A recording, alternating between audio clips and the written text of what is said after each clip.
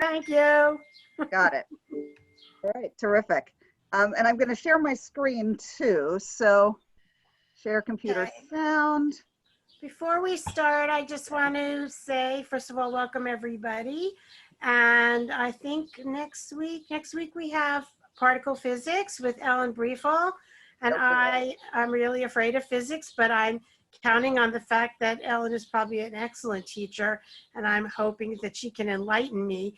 We also have in the works that you'll get an email about very soon, a session on Israeli music with Tomer Gekler, our shaliach. Trivial Pursuit, which will be scheduled shortly, and you'll get an email about it. So I think we all need to have some fun. Not that this won't be fun, it will be fun. So thanks for being here. That's it. Take it away, Angela. Am I old enough at 56 to come to and play for the trivia game? Yes, I think so. You know, a highly trivial mind. It was originally written for our age group, our collective age group. So I think, you know, and I have the baby boomer version also. Super. So I think we'll be in good shape. Angela, can we get everybody to mute themselves and use the space bar if they want a question, but they should be acknowledged by you, not just jump in? Yes. Right? Either raise their hands electronically or, you know. Yes. Now, the one difficulty is I don't know how, now that I've shared my screen, to get back to the bar to mute everybody. So if you can mute yourselves, that would be great. And I just was going to say in relation to the trivia that in college I played on a Trivial Pursuit team in a fundraising tournament, and I didn't win, but covered myself in glory by answering the question, who said I no longer wish to be a prime minister's wife, by answering Dennis Thatcher. So I'm not sure you want me on your team. So anyway, Back to the Future, the Middle Ages and the Black Death. I realize this isn't a hugely uplifting topic in some ways, but I'm going to try to address some at least uplifting elements of it, but it did seem sort of a topical way to try to address some of the various things that you asked for in terms of your interests. And I just want to say, this is Manuel. He's my rat puppet. I brought him along because, as you know, the plague was spread by fleas that mostly lived on rats. And so in the various times that I've dressed up as the bubonic plague, Manuel has come along with me. So I wanted to play this YouTube video as an introduction, and I'm hoping I'll be able to, nope, I'm not going to be able to play it. No, what's happening with my slides? I want to go back. All right, so what I think there's a different option for share screen and share video. I could be wrong, but maybe you have to use that. I will try. I stop share here, and I did share. I also have loaded up the video, share computer sound. I loaded up YouTube. No, that's this. Where is it? That's it. I thought I had loaded up YouTube.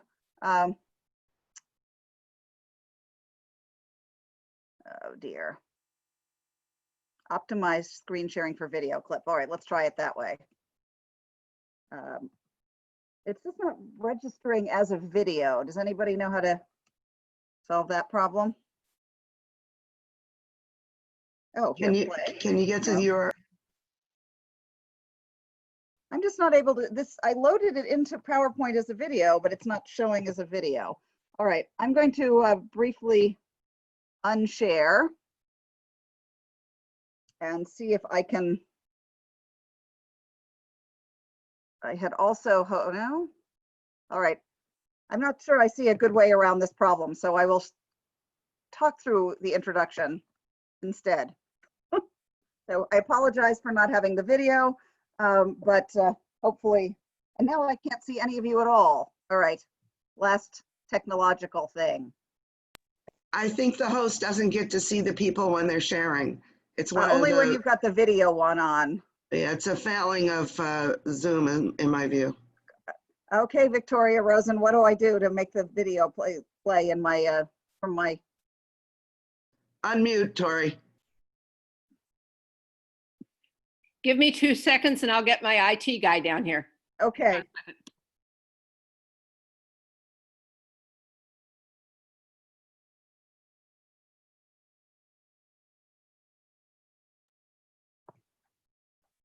All right, so in the meantime, we can go back to the video, but just a little bit of background. So the Black Death, interestingly, much like our own current COVID-19, seems to have Angela, begun. David's here if you want help. All right, David, I have a video in my PowerPoint, but it's not acknowledging that it's a video, so I can't play it. You can't do it from a PowerPoint. Ah, So what you have to do is you go to the original YouTube link. okay, Okay, so what you do is open up the YouTube in a separate window, okay, and then you don't have to start the video. You just open it up in a separate window, okay. and then you can go to share screen again, and you'll see it as one of the options. So no, I don't. Oh, yes, I do see it as an option. Okay, here we go. Make sure you check the box in the lower left-hand corner which says, Share sound and share screen sound. optimizing. Right. All right, here we go. That should do it. Okay. Good times. Thank you. Thank you.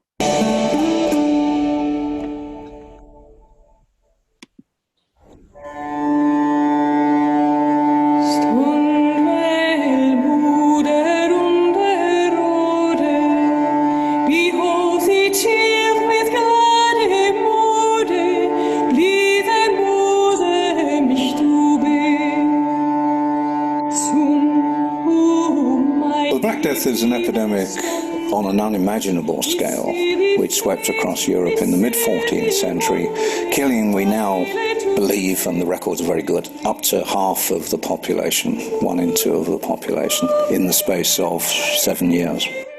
It's caused by a bacterium, which is called Yersinia pestis.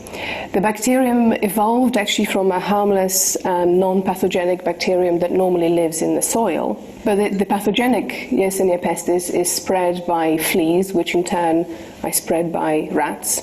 It's believed that the rats moved around on ships as part of trade at the time in medieval Europe. But more recently, there have been outbreaks of the plague in North America and South America, for example. So it's very much, although we think of the plague as something that happened a long time ago and so decimated the European populations then, it is still very much an ongoing concern, and it's a very important pathogen today. The authors had access to teeth and bones from East Smithfield's burial ground here in London. The scale of deaths is enormous. As an Italian chronicler said at the time, the living were scarcely able to bury the dead. So the places like Smithfield were set up at very short notice just in order to get rid of the bodies and to have the funerals that were required in a Christian community. Using techniques to sequence and analyze ancient DNA, they were able to reconstruct the ancient genome of Yersinia pestis. The surprising thing that emerges from this analysis is the fact that the genomes of medieval Yersinia pestis and those of existing strains are really remarkably similar. And yet, the plague in the Middle Ages was so severe, and the infections today are much less severe by comparison. What accounts for this difference does not really lie in the genome of the pathogen, but must lie somewhere else. And amongst the suggestions that the authors propose are, for example, climatic changes, social changes to do with the way we humans live, but also our own immunity. In the interim between the Middle Ages and now, we would have been exposed to different pathogens, which perhaps has augmented our immunity and allows us to fight Yersinia pestis infections better. In addition to probing into the genetic basis of what made the bacterium so infectious at the time, allowed the authors to look at the evolution of the existing strains. And one of the surprising things that they find is that all of the strains that are present in the world today originate from those strains that were around in medieval Europe in the middle of 14th century. Paradoxically, society was able to cope much better in the 14th century with deaths on this horrendous scale than we would be able to cope today. And this is primarily because people were, to a degree, self-sufficient and independent, whereas today we have such complex interconnections that deaths on anything like that scale would cause complete chaos. It's interesting to consider whether Yersinia pestis will return in force in a similar way to what we experienced in the Middle Ages. It's really very difficult to say, considering that today humans respond to the infection much better than in that time. It's probably not very likely. But one thing to bear in mind, of course, is that there might be other infections that arise, new pathogens that arise, evolve, indeed bacteria that acquire pathogenicity in a similar way that Yersinia pestis acquired from its predecessor, which was in fact a free-living, non-pathogenic, completely benign soil bacterium. Nude fosatie blude, satisha de ponderude, lead us into heavenly.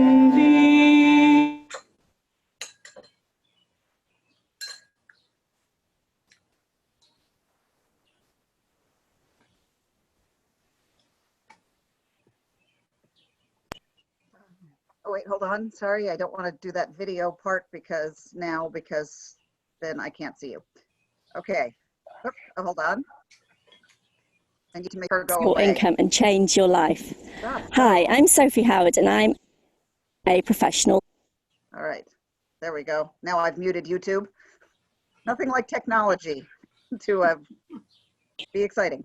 Okay, so I think that covered some key points about the bacterium, how it spread, and a couple of things that they didn't talk about. One of the reasons that people now seem not to get it as easily, although you can still get it, particularly in the American West, where a lot of the prairie dogs are infected, and if you get bitten by a flea that hangs out on a prairie dog, you can get the plague. Partly is that it's extremely treatable with modern antibiotics. Penicillin will still cure it. There have been some penicillin-resistant strains, but there are a lot of other antibiotics other than penicillin that will cure the plague. But also there's some sense that the people, because it was such a huge plague and it killed off about half the population, that the people who did survive were people with certain kinds of natural immunities, and particularly people who were very strong, so that we began, the people who then became their descendants might carry some of that immunity as well. So that's sort of interesting. So one of the key issues about the plague that I think is important, and this is one of my shticks, is that this was an example of globalization. As far as we know, it began in China, in the Hebei province in about 1331. There was a plague that killed about 90% of the population, although that's probably a somewhat inflated figure. But it seems to be the first salvo of the Black Death. What's the one complication is that the symptoms don't match those of the plague terribly well, but it does show or suggest that this huge decline in population from 123 to 65 million in China in the period is probably a part of this beginnings of the plague. So like COVID-19, it begins in China, and because of the trade routes, the Silk Roads, etc., and the Mongol Empire, which unites the polities all along the Silk Road, so that travel becomes easier, that people move more fluidly and more quickly, probably facilitated the spread, because outbreaks are seen pretty much sequentially throughout Asia into the Middle East and Africa, and then into Europe. So the pattern and the flow of the Yersinia pestis really follows the same pattern as COVID-19, but at a much slower rate. So if it starts in 1331, and by the time it gets to Europe in its really expanded form is 1348, obviously we're talking about a different magnitude of transmission. And why is it so devastating? It's easy to sort of look at some of the factors in medieval Europe that make it so devastating. Europe had kind of gone through a particularly halcyon period before this. It was really peaceful and prosperous. The continent was enjoying a particularly good weather. It was what's sometimes called the medieval warming period, which allowed the cultivation of grapes in England and farming settlements in Greenland, Vikings settling in Greenland during this period. There wasn't a lot of significant warfare. There were still crusades and some religious dissenters in medieval France in the south, but the kind of ravages of war that preceded this period were pretty much, kind of not known.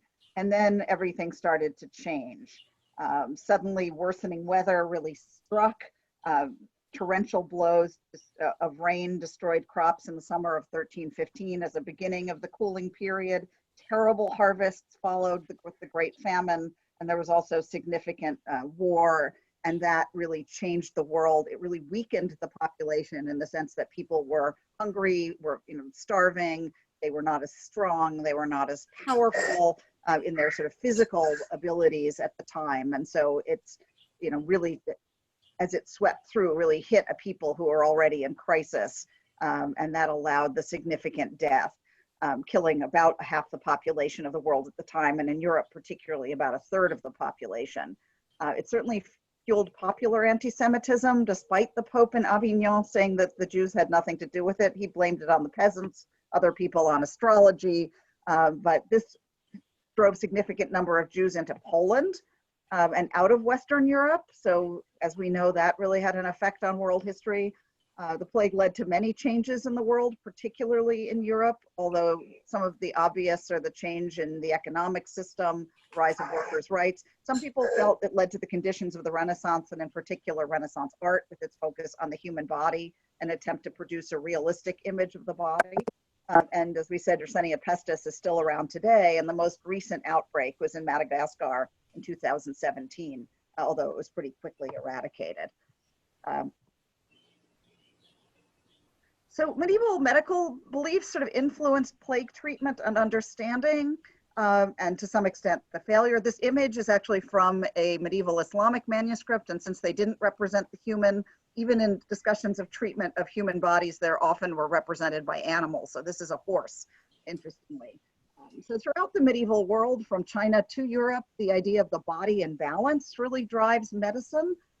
In China, this was talked about as the yin and the yang, which you all know. In India, they talk about the 7 elements of the body, including fat, flesh, bones, blood, water. And in Europe, the 4 humors or the 4 temperaments, bile, black bile, yellow bile, blood, and phlegm. And treatments were all really designed to recreate the balance of the body. So acupuncture, we know that was a very old Chinese technique. Leeching or bloodletting is designed to reduce the amount of blood and bring that into balance with other humors. Purging, induced vomiting or induced diarrhea are supposed to bring the bile elements back into balance. So most of medical system, this is drawn from Galen, who was a classical doctor, and Aristotle and their ideas about the body. None of these are really very well designed to deal with kind of an outbreak of a bacterium. They did know some things about disease. By the late plague period, they thought that there were seeds of disease that entered the body and caused sickness. So when the microscope was developed about 200 years later and they looked at them and saw bacterium, they're like, wow, they are seeds. They knew that the plague also was transmitted from animals, although they often got the animal wrong. So they decided that in Venice that it was coming from horses. So they killed all the horses, which of course meant that the fleas, instead of jumping from the rats to the horses, jumped to the people. They killed a lot of cats in London, and then the plague, there were many, many more rats because the cats weren't killing the rats, and then the fleas jumped on humans and continued with the transmission. So those sorts of attempts to contain the plague by containing the animal they thought it came from were pretty ineffective. And some treatments, though, did have some effect. And this is a humoralic table, which I sort of like this image, and all the different elements and how you raise and lower them in the body. So bloodletting or leeching, and bloodletting they did 2 ways. One was they would open a vein with a knife. The other was they would apply a leech. Why doctors are sometimes still called leeches, and medical books are called leech books. And that could actually reduce a fever.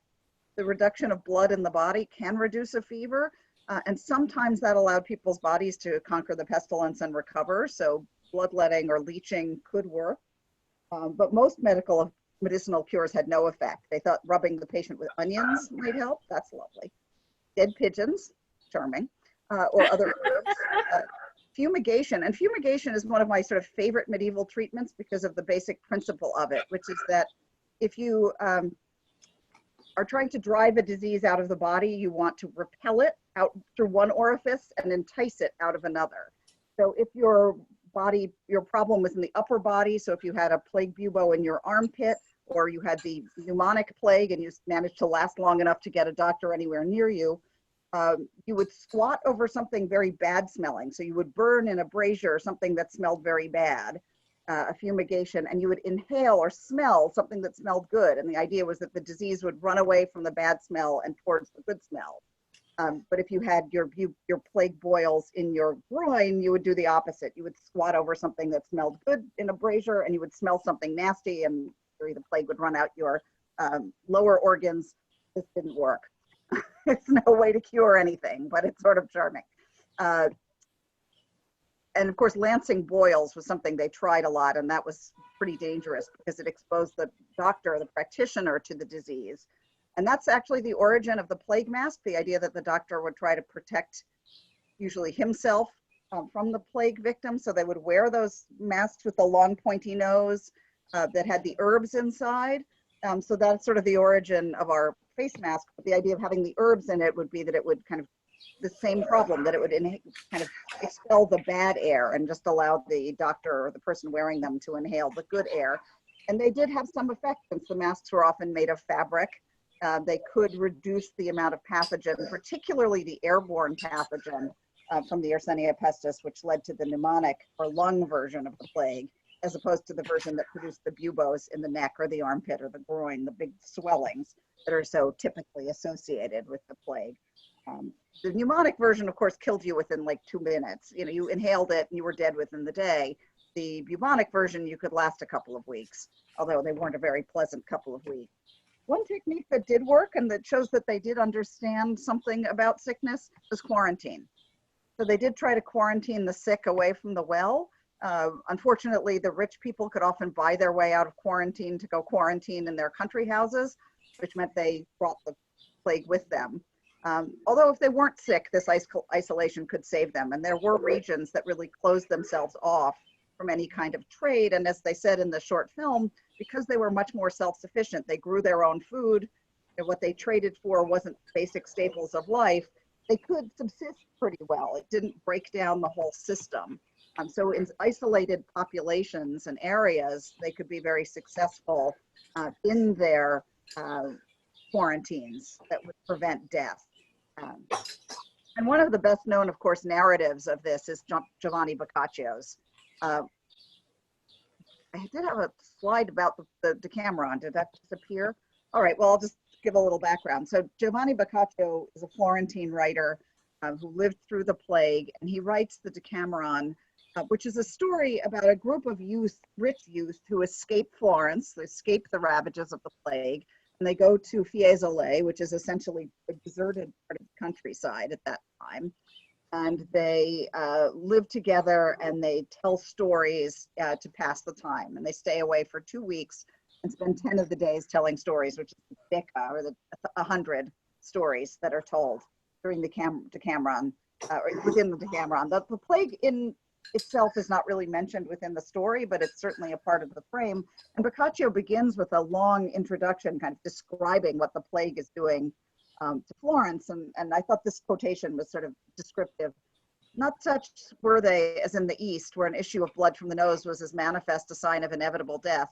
In men and women alike, it first betrayed itself by the emergence of certain tumors in the groin or the armpits, some of which grew as large as a common apple, others as an egg, some more, some less, which the common folk called gaviccioli. Soon it began, from the two said parts of the body, this deadly gavicciolo soon began to propagate and spread itself in all directions indifferently, after which the form of the malady began to change, black spots or livid, making their appearance in many cases on the arm or the thigh or elsewhere, and now few and large, then minute and numerous. And as gavicciolo had been and still were an infallible token of approaching death, such also were these spots on whomsoever they showed themselves, which maladies seemed set entirely at naught, both the art of the physician and the virtue of physic.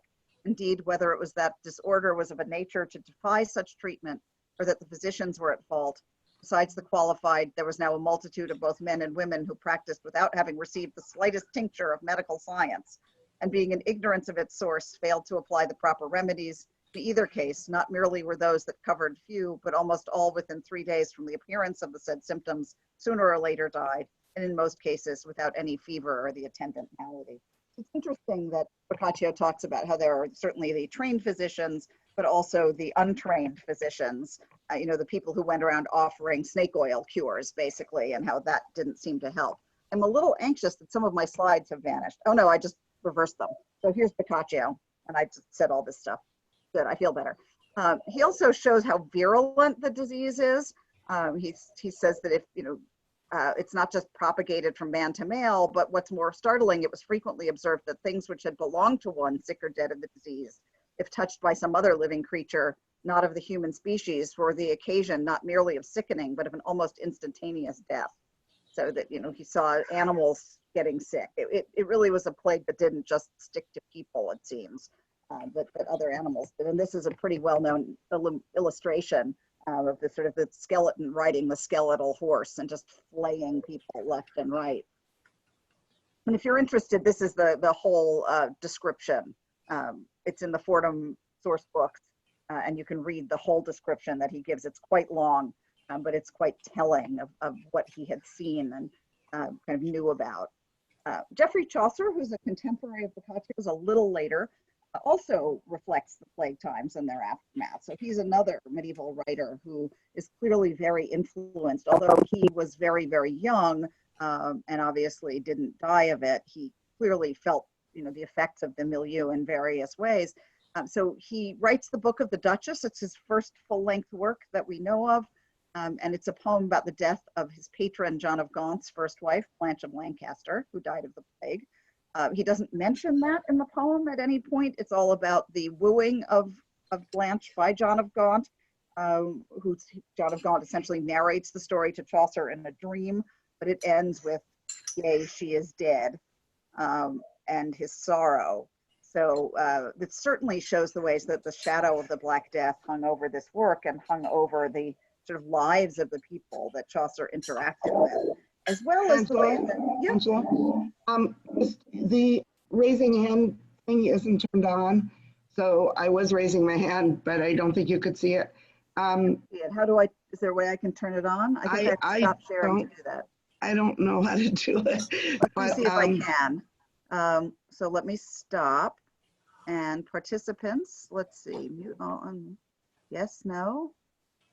I don't know what yes and no means. Angela, sometimes under settings, there's a thing that says allow participants to, and raising hands, I think, is one of them. Okay, is that in the more? No. Grace raising a hand now. Okay, okay, I see Grace clapping. All right, so if you use the reactions. That's raising a hand. It's under reactions. Well, reactions has clapping and thumbs up, but that can work as a hand raise. Oh, I thought it was a hand raise. It works. No, it's normally under participants as an option for participants. I don't see it under the options. This is the weird. Oh, let me try more. There's clapping, thumbs up. There's need a break. Time. It's under participants. I just found it. Oh, I see where it is. Allow participants to rename themselves, to mute. Where is it, Sarah? It's there. It's there. I see it now. Okay. It's there under participants. Sorry. Okay, good. So while I have you, yes. My question was whether we're seeing a comparable, whether they saw a comparable thing in the Middle Ages with the wealthy people having less incidents. I mean, they were able to remove themselves, but also they had better nutrition, presumably, maybe, or whatever. I'm just wondering if there was the same statistics like that. To some extent, yes, it is true that particularly the very poor and the urban poor were hit very badly. But one of the things I often talk about with the plague is that it was really indiscriminate and it killed very broadly. So the church, particularly, again, not the bishops and the cardinals, but the lower levels of the clergy were decimated because they would often go out and try to help. But you saw a fairly large, interestingly, the sort of the largest group of survivors was sort of free land workers, people who were not peasants, so they weren't tied specifically to the land, but were also not in the nobility, because it seemed like they ate perhaps the most healthy diet. The nobility would often eat things like white flour instead of whole grain flour, and so were lower on the protein, particularly in periods when meat was scarce, like the winter. So it's kind of interesting that there was less of that than you would imagine. I mean, certainly in the poorest communities, among peasants, among the urban poor, and the cities had been growing significantly during this period, particularly during the warming period, you see decimation.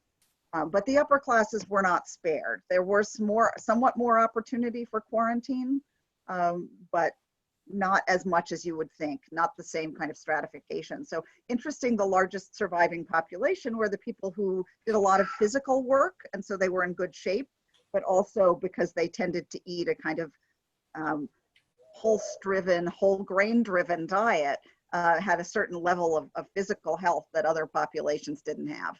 And this is a fairly recent discovery, interestingly. You know, this discovery of a plague cemetery in Spitalfields really gave people a lot of insight into, you know, what happened, who died, and this sort of gave them a sense of who was surviving as well, which I think is kind of interesting. But yes, overall, the nobility, the upper classes did do better. Merchant classes were also hit very badly because of their traveling along the Silk Roads, and they were the transmitters of a lot of plague as well. So I think there was another hand raise. Okay, if not, we'll go back to gory pictures and interesting stories. So Chaucer definitely, again, in the Book of the Duchess, deals with the plague to some extent, I mean, at least acknowledges its presence, but it's much more important within his story of the Pardoner's Tale. This is an interesting story. In the Pardoner's Tale, there are 3 young men, 3 rioters, they're called, and they are drunk and they decide they're going to go out and kill Death. And so they ask somebody in the tavern where they can find Death, and they say, oh, you'll go find him, you know, out on the moor. And they go out and they find this old wandering man who was the oldest person they've ever seen, and they said, we're looking for Death. He says, oh, I'm not deaf, I can't die. I wish I could, but you'll find Death under this tree. So they go off to the tree and they find huge caskets of gold under this tree, and they're very excited. And they decide that they are going to, you know, celebrate with wine. And they send 2 of them say, well, we'll go back and get the wine together because, you know, if one of us goes, he might poison the wine and then bring it back and give it to the other ones. And of course, meanwhile, the person who's there decides he's going to kill the 2 of them when they come back and keep all the gold. So they come back, he kills them, he kills them, he drinks the wine, he dies, and they've all now discovered that they can't conquer Death. When they go out to find Death, they comment 1,000 have been slain in this pestilenza, that thousands of people have been slain in this death. In this pestilence, and in this country all the people slayeth, so that Death is represented essentially as the plague itself. And the rioters reflect one response to the plague, as opposed to, say, quarantine, the people who go out and riot and live in sinful ways thinking they can somehow triumph or beat Death, or maybe just that it's inevitable, so they might as well have a good time. They can't beat Death. They are, you know, Death comes and gets them, quite obviously. As it does. Interestingly, the figure of the old man in the tale is often associated with the wandering Jew as the figure of the unkillable figure of Death. And because of the various kinds of elements of anti-Semitism that are popular anti-Semitism that go along with the plague in Europe, this is kind of an interesting narrative piece.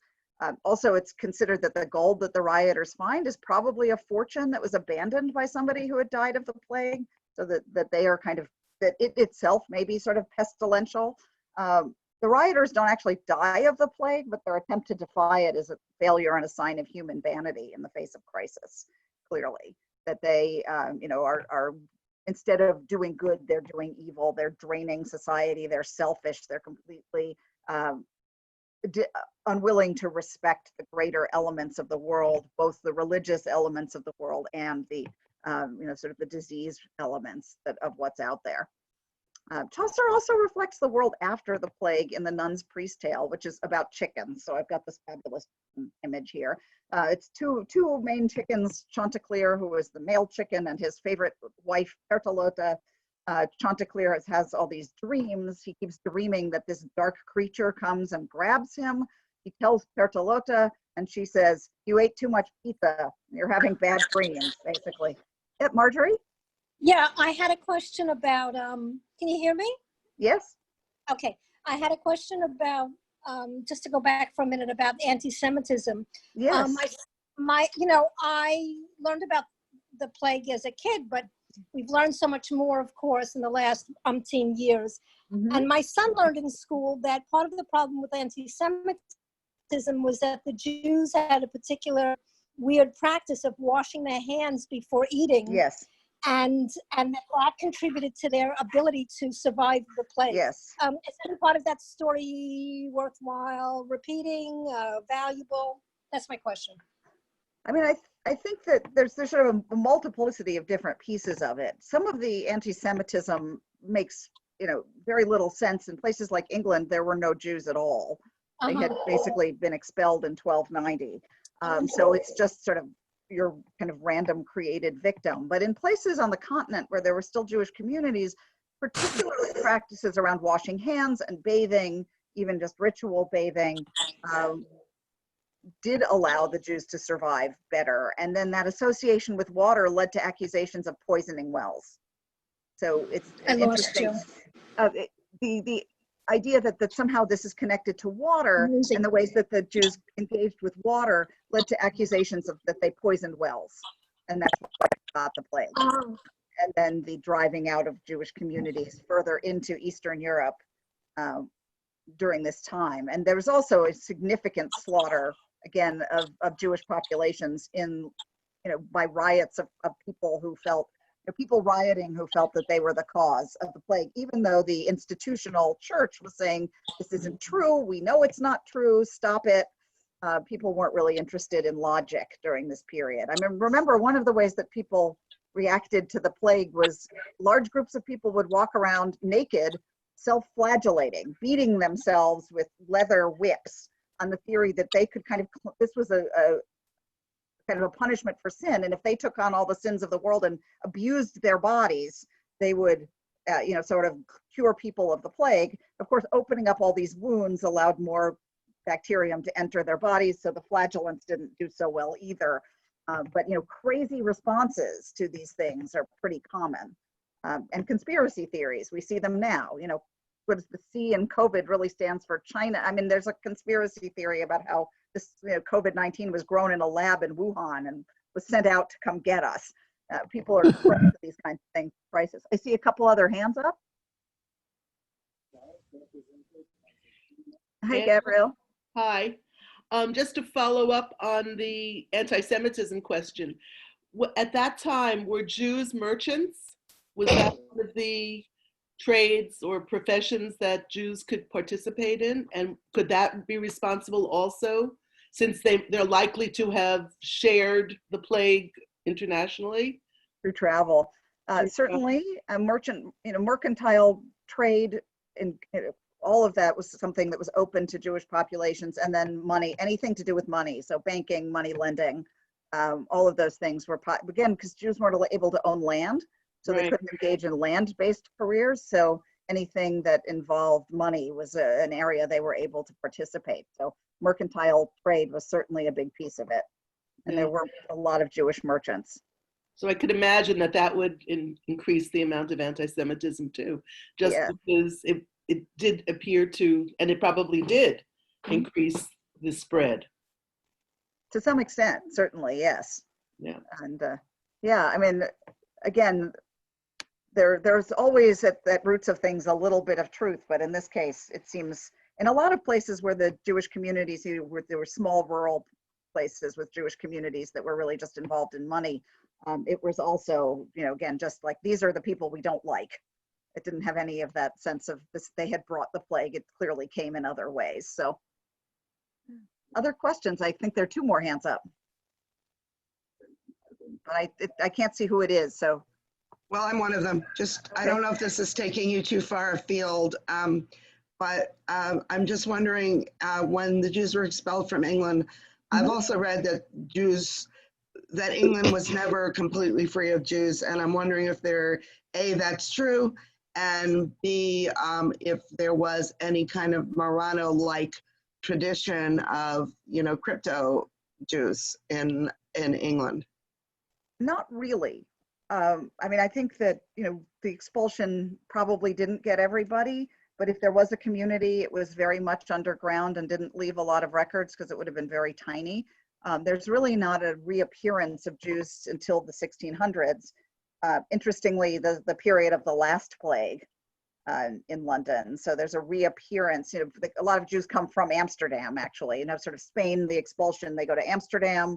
England suddenly becomes friendly to Jews under Cromwell. So then there's an influx, and they suffer reasonably badly because they're mostly urban. In the last sort of iteration of the bubonic plague in England in 1665 and 66. Question. Yeah. Before they were expelled from England, was Mhm. there an active synagogue community in England for the Jews, or in London? Yes, in London, in York, and in a couple of other major cities in Norwich. So the major cities of England had Jewish communities. But the Jews in York are all like locked into the tower. They kind of lock themselves into the tower and then are burnt. And Oh it's my sort of God. awful. And after that point, Jews are expelled from England. So Ay. it's not a pretty history. Oh, But thank where you. is it ever, right?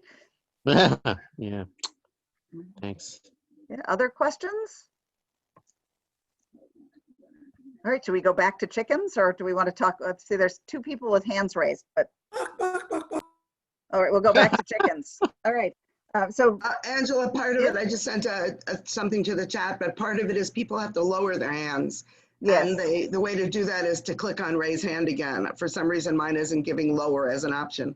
So, but if you click on raise, it'll lower it. Okay, but I still see two people with raised hands. Are there two people with questions?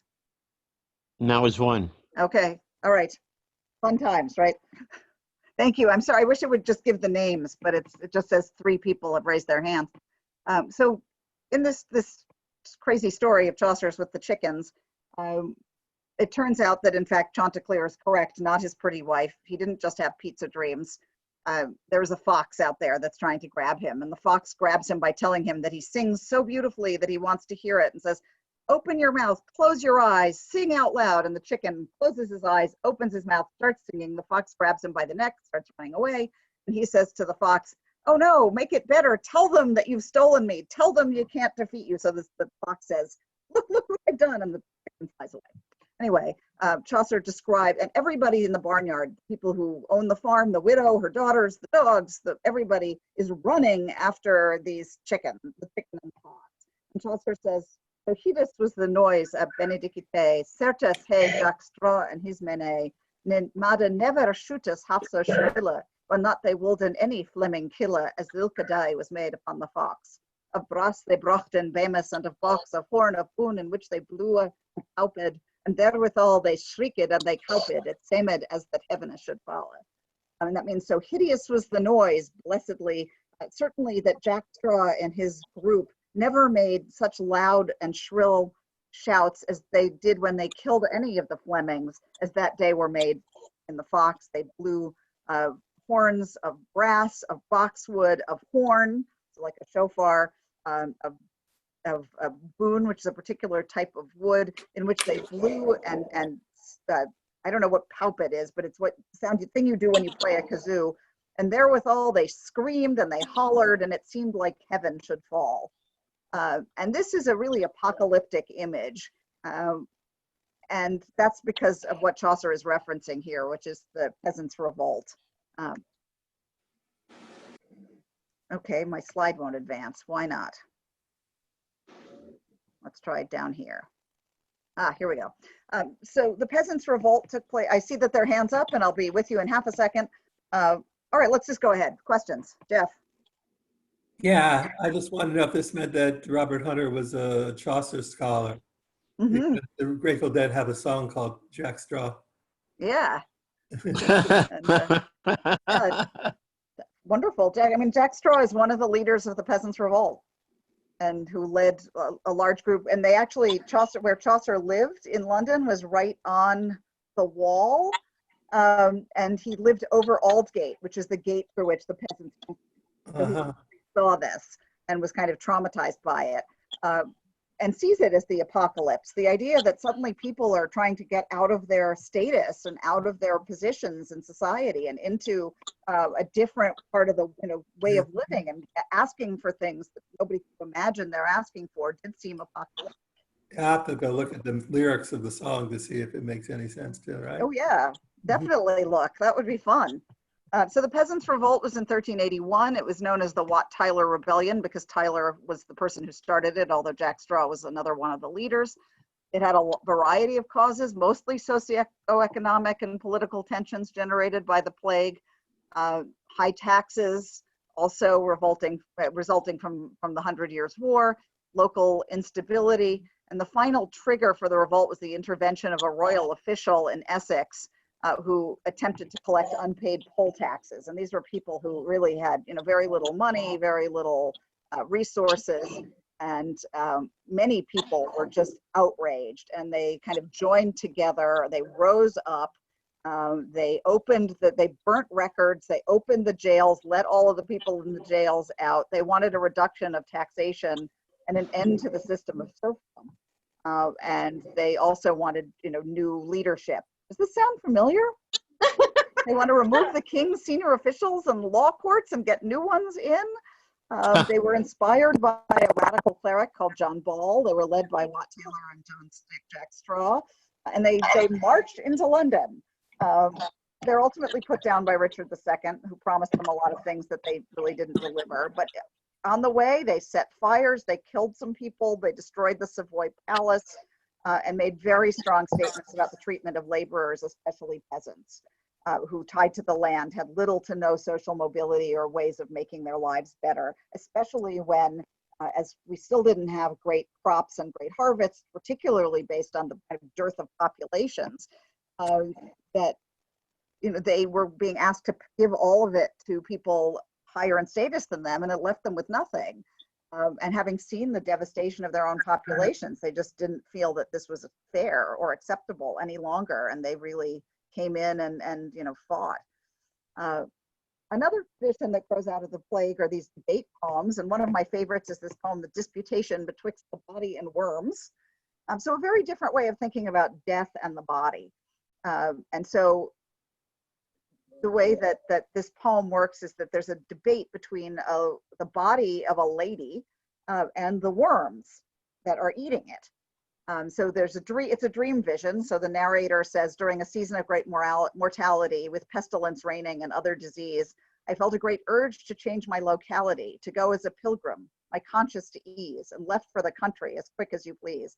I saw there a church on a holy day, and having made ready, I went there to pray. And what happens when the narrator goes to the church is he hears this debate between the worms and the body.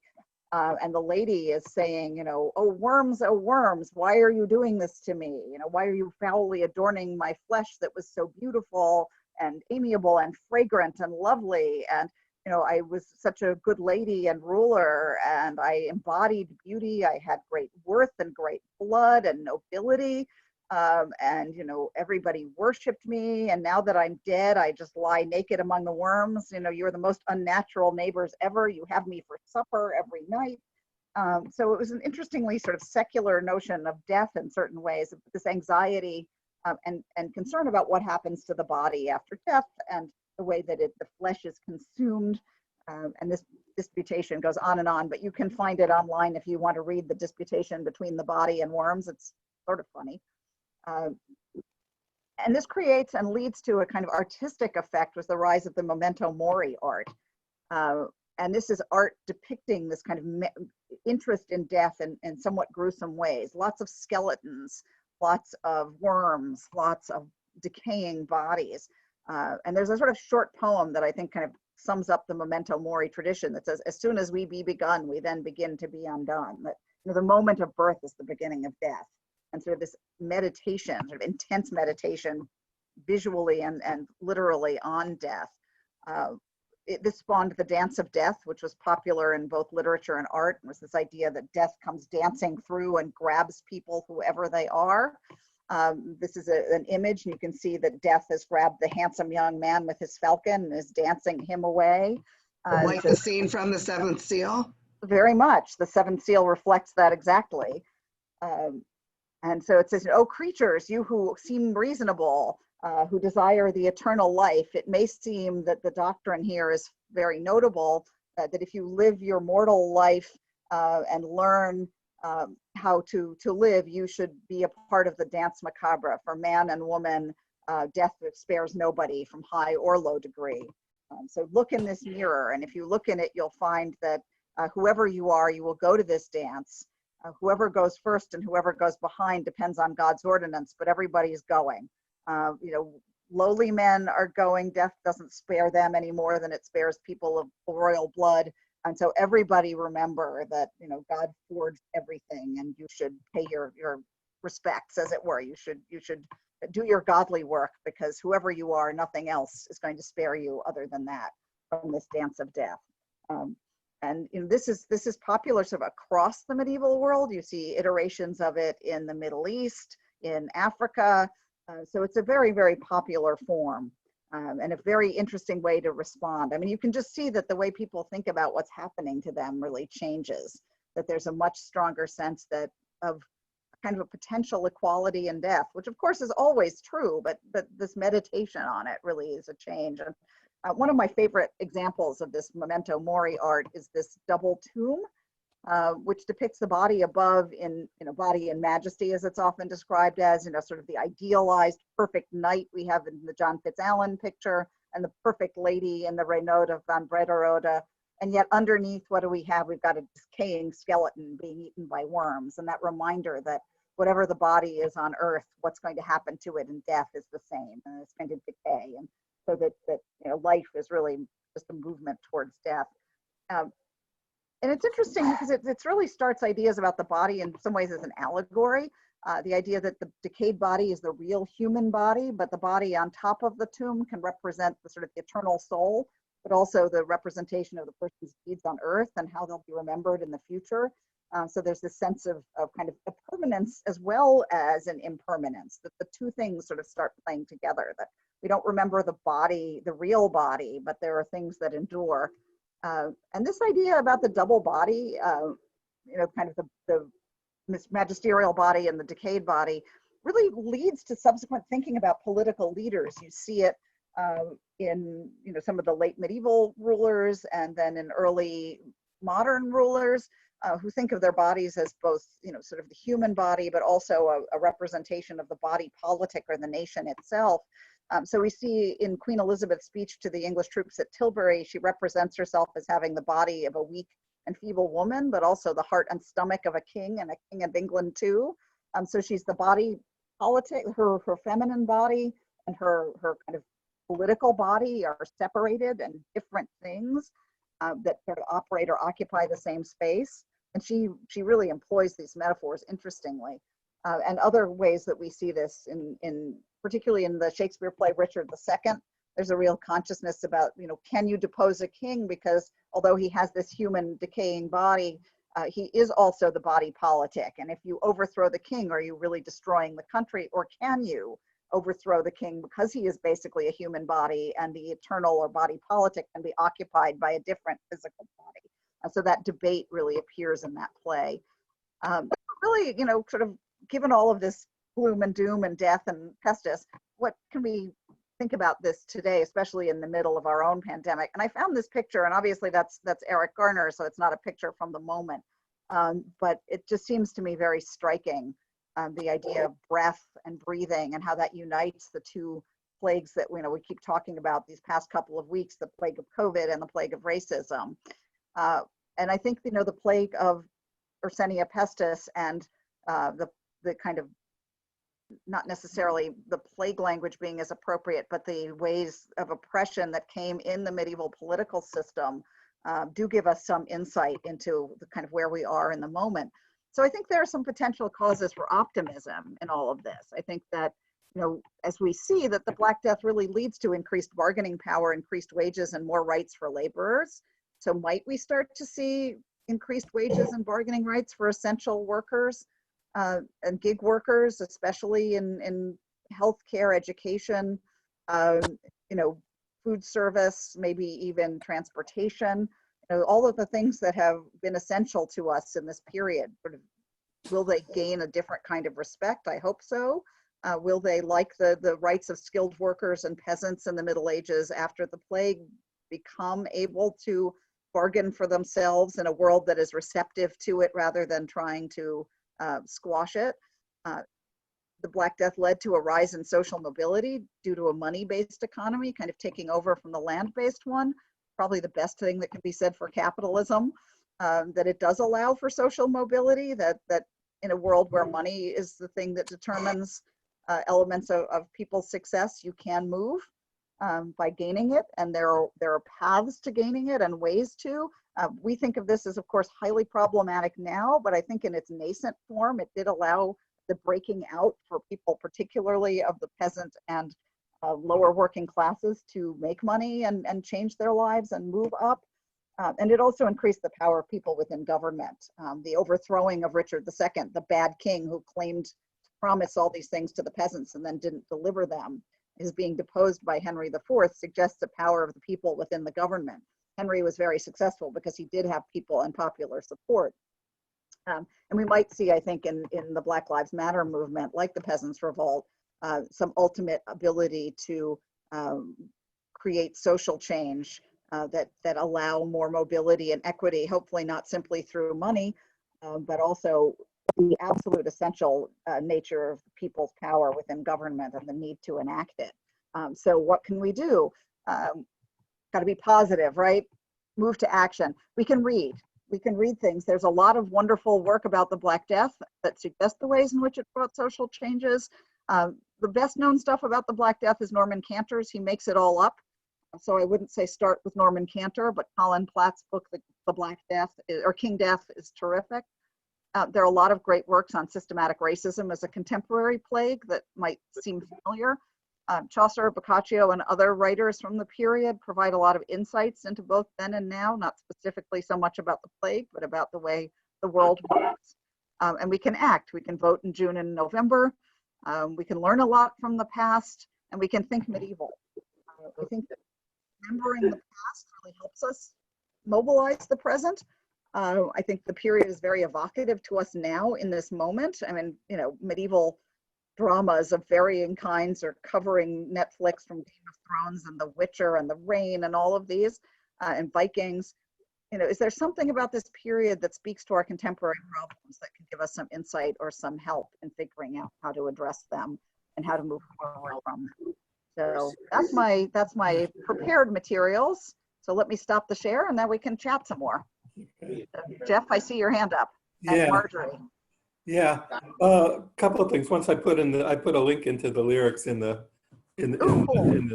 chat, and the lyrics seem to have nothing to do with Chaucer, although the footnote there seems to say there may be some connection with the mice and men. Mm-hmm. But I was thinking about the Richard II, and I was thinking about all those Shakespeare plays, and the thing that struck me, you know, I always learned that in some ways, you know, that England was different from other countries because the War of the Roses killed off so much of the nobility. And what struck me was, you know, that in the last few years, sometimes I actually watched a somewhat condensed version of all three parts of Henry VI, right? Mm-hmm. And what struck me was that, you know, in tragedies in general, you know, some of the key people die, and it's usually because of some obvious flaw. But Henry VI, every single character dies. There's nobody left except Richard III, who was minor until the end, right? But yeah. Every single character who has a part, you know, sort of in the narrative, by the end of it is dead. Yeah. And that really struck me as a, you know, as a depressing play, a depressing piece of, but that was the thing that people said, that the power of the king and then the power of Parliament in England grew up because of the fact that the that landed nobility so much was killed off in the War of the Roses. So it's a little bit later, but that made me think of that.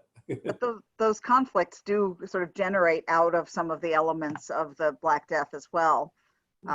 And certainly the ways of thinking about the body that allow to the deposition of Richard, which allow the coming in of Henry the Fourth, the Fifth, and the Sixth, are spurred on by that different sense of of power of people below the noble classes. So that certainly are connections there. Yeah. Marjorie?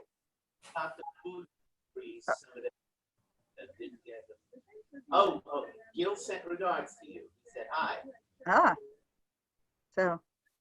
No, Marjorie, I didn't. No, No, you I didn't. didn't have a question. Okay, your hand's still up. Anything Okay. else? Sorry. Any other plague stories you want to know? I would appreciate if you could repeat the names of the books that you mentioned and some of the authors. So my favorites are Boccaccio's Decameron.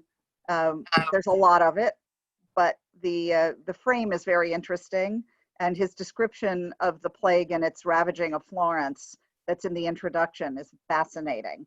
And that's available on the Internet Medieval Sourcebook. If you just Google Boccaccio and plague, it'll turn up.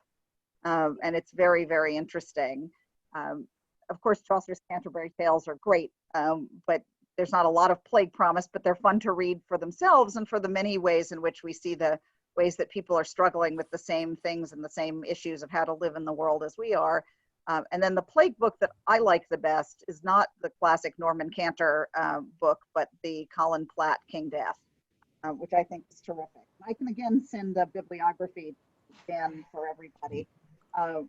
There's also a very good book by William McNeill called Plagues and Peoples that was reissued in '98, so it's got some new stuff. He's a real interesting looker at source documents in particular. And let's see, that's the later one. I've got my blacked out here. Oh, and Robert. Angela, could you mute everybody, please? Thank you. Let me try. Yes, participants, mute all. Okay. Yes. All right. Okay. I think I've not muted myself, so that's good. So yes, let's see, Fran and then Jan. Unmute yourself, Fran. Exactly. Right, here I go. I got you. Wait, no, I don't. I thought I did. You got it. No, she's No, still she showing doesn't. You unmuted. did it and then she did it. Okay. All right. Okay, good. You're good to go. Okay. So not to be a total downer, but in terms of the analogy with today, you did point out that the Peasants' Rebellion failed in England. And I studied a lot of English history, and it's going to take about 300 more years till the Glorious Revolution, where they're going to have much more people power, as you mentioned, Cromwell overthrowing Charles I.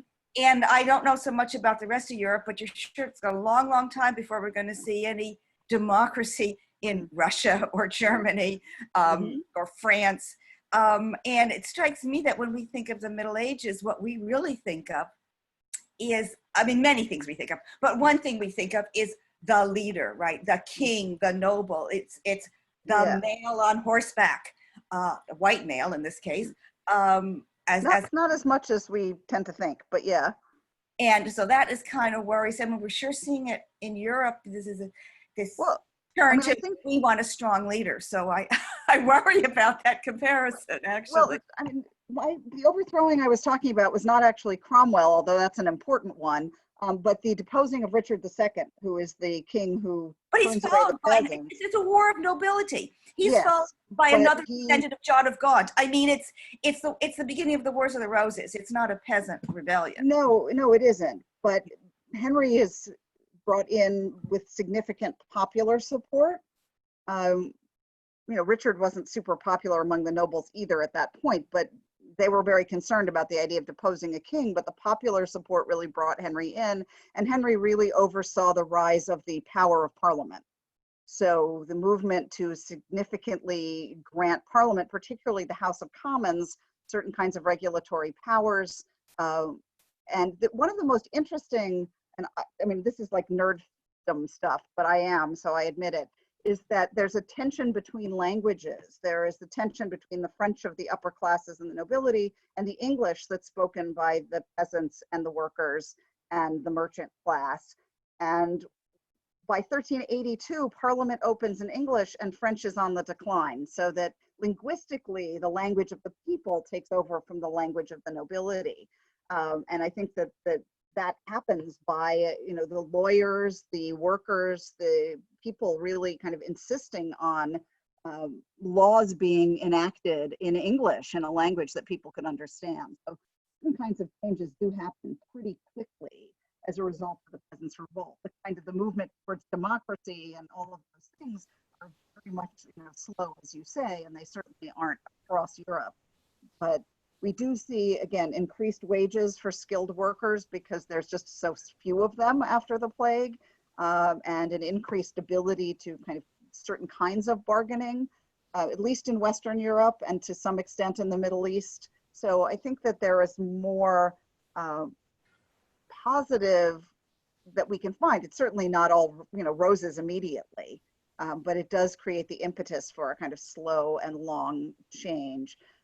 Also, the figure, the figure of the leader is certainly very much what we associate with the Middle Ages, but there's very little meaningful central authority because there's very little way to enforce it, so that we do see in a lot of actual places very different structures of power going on.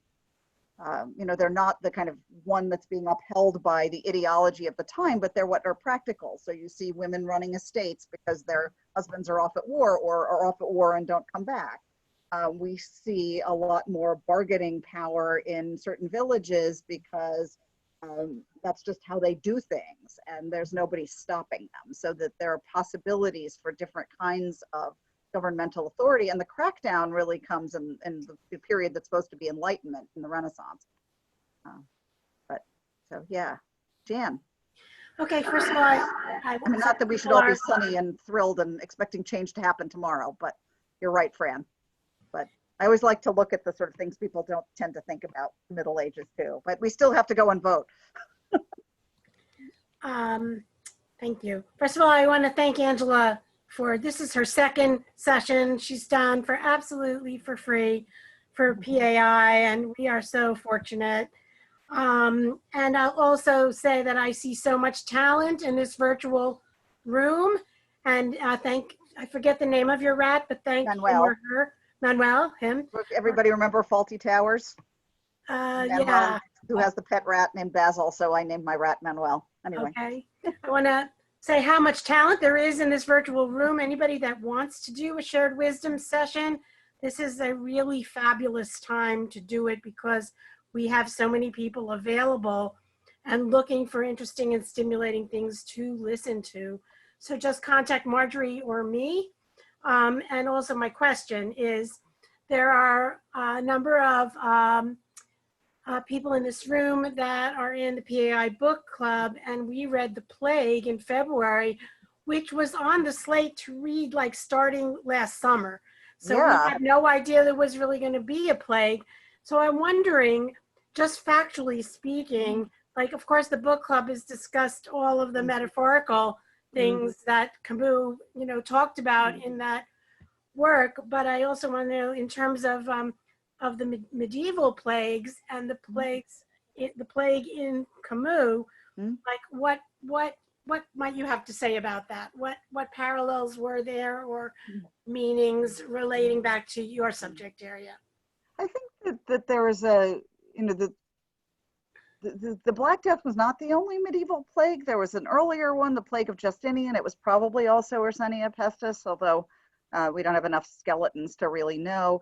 But that sense that there's this thing that you can't control, that we can control so much about the world, and more, frankly. I mean, I think that the video made the point that, we're now in these interconnected systems where, it could it didn't in this one, but it could, the whole production of food could collapse, that we don't really all grow our own food in our own municipalities. We have, by certain elements of kind of globalization and big business and big agriculture, created these systems that are potentially able to collapse in ways that the medieval systems didn't. But other systems, of course, did collapse during the plague, and that, something that is widespread that we can't control, that we can't, comes without our seeing it, right? It sneaks up, it destroys us, is, I think, a really major anxiety for good reason.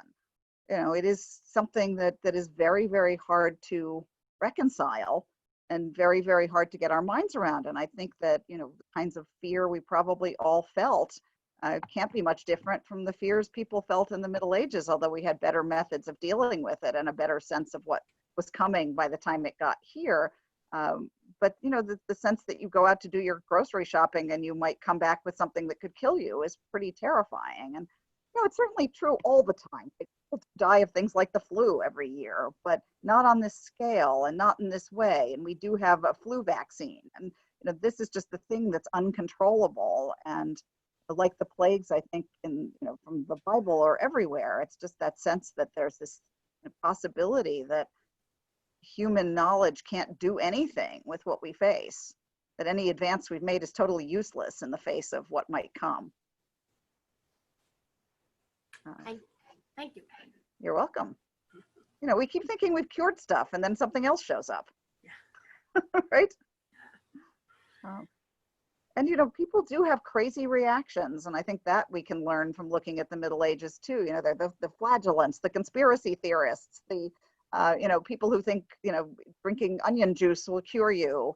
I mean, one of the first things somebody said to me when we were starting to go into quarantine was, oh, well, I'm just drinking apple cider vinegar every day because a doctor from Africa said that would cure it. And this like drink bleach idea, or, you know, ingest disinfectant. I mean, crazy stuff out there. It's not any really different than what we see in the Middle Ages. And certainly, you know, I think we're all more rational than that. All of us in this Zoom room are more rational than that, but we see where the edges are. I mean, somebody on probably all of our Facebook pages has posted something or linked to something that's pretty crackpot. And these kinds of sweeping problems do lead to, you know, not the best of humanity, certainly, but also our sort of most irrational worst. So, I think there's a lot in common with all of these kinds of narratives, whether it's, you know, 1348 or 1665 or Camus' plague or ours. And, you know, there's some concern that the crazy anti-vaxxers will all get in the way of people getting vaccinated. And once there's a vaccine for this, and really make it harder to control it. So, you know, the ways that conspiracy theories can also be dangerous in that way are hovering out there too. You know, people drink bleach, that's their own problem, but, you know, refusing to get vaccinated has impact on other people the way refusing to wear your mask does. Yeah. Wash your hands, wear your masks. Thank you. Don't go out if you don't have to, except for exercise. Eat your vegetables. That's a good note to end on. Yeah. Also, not everybody in the book club loved The Plague, but it is one of my all-time favorite books. And it has a lot of very positive things to say about humanity and its response to plagues of any kind. So you may want to read it. And again, thank you, Angela, and thank you, everybody, and hope to see you. Margaret Atwood's Oryx and Crake trilogy is another one, so that's fun too. If people want, you know, contemporary plague reading, but maybe what you really want is something fun. Well, if you want, and then join Trivial Pursuits. Exactly. You'll get an email about that soon. Also, Angela, if you want to send me a copy of your slides, I'll send it to everybody on this call. Sure. And also, there was somebody named HU245 who wasn't pictured here. If anybody knows who that was, let me know. I am keeping attendance just to, you know, for records. Why not? Cool. And you will be graded. No, just kidding. Anyway, thanks No for coming. quiz. Hope to see you at Trivial Pursuit, at Israeli Music, at Particle Physics, and that's just the beginning. We have more coming up. Thank you, thanks, Angela. And if you aren't sick of me yet, come to yoga at 1. Okay. Thanks, Angela. Thank you. Bye. Bye.